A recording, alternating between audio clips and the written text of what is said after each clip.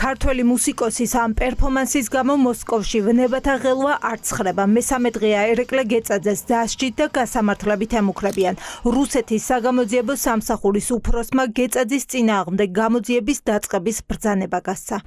რუსეთის ფედერაციის საგამოძიებო კომიტეტის თავმჯდომარემ დაავალა რუსეთის ფედერაციის საგამოძიებო კომიტეტის მთავარი საგამოძიებო დეპარტამენტის გამომძიებლებს აღძრან სისხლის სამართლის საქმე ამ ფაქტთან დაკავშირებით, რათა დამნაშავეები კანონით დადგენილი წესით დაისაჯონ. გამოძიება რუსეთში და სასამართლო პროცესი რუსეთში. სავარაუდოდ გეწაძის შემთხვევაში გამოძიება ამ სცენარით წავა, თუმცა ერეკლე გეწაძე ერთადერთი მუსიკოსი არ არის, ვინც ფესტივალ Open Air-ზე რუსეთის მიმართ პროტესტს გამოხატავდა. სამიზნეში ამოიღეს лаудспикерис солистиц.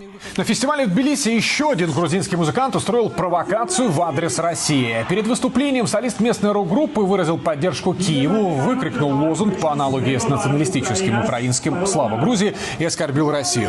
ლევან ლაუდაძემ სცენიდან რუსეთის ქმედებები დაგმოდა ცნობილი ფრაზა გამოიყენა ის, რაც არაერთი მუსიკოსის პროტესტის ფორმაა. პუტინის რეჟიმის წინააღმდეგ სწორედ ეს გახდა მის წინააღმდეგ რუსეთში კამპანიის აგორების მიზეზი.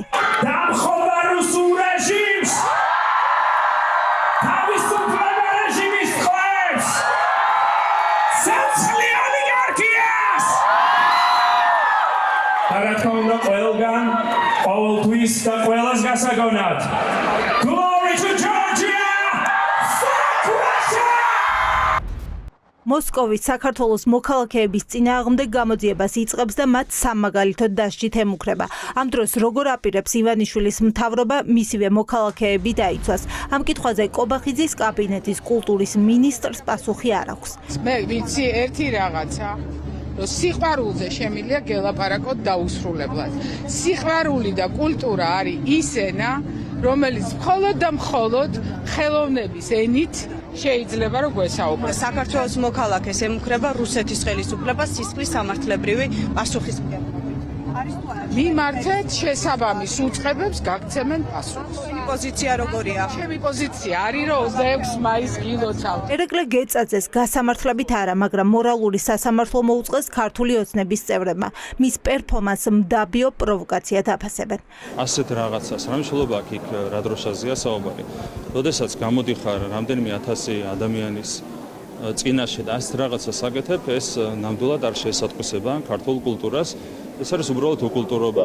ეს ემსახურება ხოლმე პროვოკაციას, ვერაფერი მოახერხეთ სხვა, ნაცურ ფლანგს გულისხმობ, ვერაფერი და ეხა რაღაცა ეს დაბიო რაღაცა ამაზრზენი პროვოკაციით ცდილობთ რომ რაღაცა გამოიწვიოს. პერფორმანსი დასჯადი არ უნდა იყოს და მუსიკოსის გამოხატვის თავისუფლებაში ოკუპანტი ქვეყანა არ უნდა ერეოდეს. ამბობენ ხელოვანები და თვლიან, რომ გეწაძემ ამ ქმედებით რუსეთის შიში კიდევ ერთხელ დაამარცხა.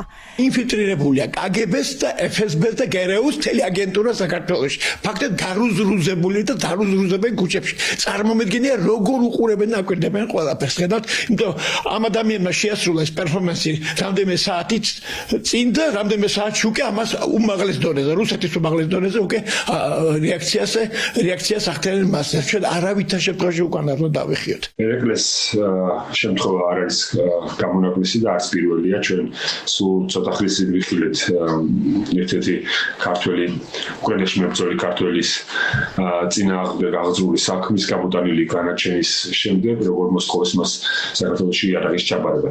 ეს არის ნიშანი კიდევ ერთი იმისა, რომ მთლიანად კოლაბორაცია მიდის ქართული ოცნების და რუსული რეჟიმის. ერეკლე გეწაძე იქნება პირველი მუსიკოსი, ვისაც საოკუპაციო რეჟიმი დაუსწრებლად გაასამართლებს და დასჯის სცენაზე გამოხატული ანტირუსული გზავნილების გამო.